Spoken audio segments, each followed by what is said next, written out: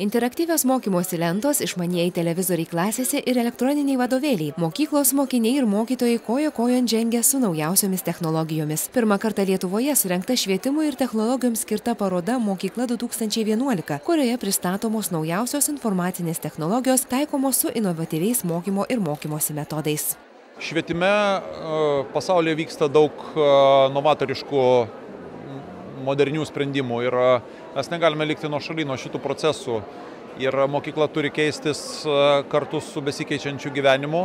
Ir todėl šis pirmas toks mėginimas sukurti platformą ir pažangiausiams sprendimams technologiniam lygmenį, o taip pat ir geriausioms mokymo metodikoms skleisti, yra pagrindinė priežastis, kodėl mes darome tokią parodą. Pasak švietimo ir mokslo ministro bei parodos dalyvių, naujausi informacinių technologijų sprendimai, interaktyvios mokymosi priemonės, tokios kaip planšetės ar interaktyvios lentos, tinkamai panaudotos gali paspartinti mokymosi procesą, o pamokas padaryti daug įdomesnės mokiniams. Tai nėra atsisakymas vadovėlių, bet kartais perkelimas vadovėlių į elektroninę erdvę, kartais mokymo medžiagos patobulinimas, paprastesnis naudojimas, efektyvesnis naudojimas, geresnė vizualizacija. Tai tiesiog paįvairina, praturtina mokymosi patį procesą. Jeigu mes žiūrėsime į technologijas, pradedant išmaniuoju telefonu, baigiant iPadu ar iPodu, kaip priemonė įdomiau mokyti vaikus ir sudominti juos ir naudoti technologijas pagal tą paskirtį, kuri gali tapti varikliu jauniems žmonėms, tai tada mes būsim visi laimėtojai šitos situacijos. Porą metų naudoju interaktyvią lentą, esu matematikos mokytoja ir informacinių technologijų mokytoja.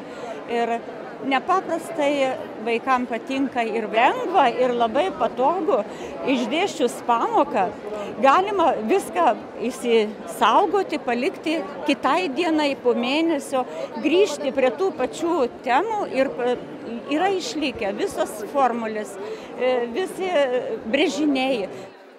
Susidomėjimas paroda jau pirmąją dieną buvo išties didelis. Savo produktus pristatė Lietuvos ir užsienio įmonės, žiniomis ir inovatyviais sprendimais dalijosi mokytojai ir kitų sričių specialistai. Parodoje nepamiršti ir jaunimo švietimo klausimai. 20 metus egzistavusi laida Gimnazistai šiais metais padarė pertrauką, tačiau 2012-aisiais ketina grįžti į eterį. Gimnazistų stendas sulaukė išties daug dėmesio. Jie aplankė šalies vadovė Dalia Grybauskaitė bei švietimo ir mokslo ministras pažadėjo apsilankyti ir laidoje. Tai visada reikia mokytis visiems. Visada. O ypač vėliau, kai iš mokyklos išeina. Laidos autorė ir vedėja Elena Martinonienė teigia, kad tiek mokytojai, tiek vaikai ir jų tėvai yra susidomėję šią laidą ir labai laukia jos grįžtant. Taip, pajutome ir turbūt tai yra labai stipri parama įveikti labai daugelį materialių, finansinių, kitokių kliūčių, toliau įgyvendinti tą projektą. Tai, kai tu jauti, kad tai yra tikrai labai reikalinga, kai tu susiduri su reakcija, mes žiūrim, kur jūs dingot, tai yra nuostabi paskata. Ačiū visiems, kurie taip palaiko.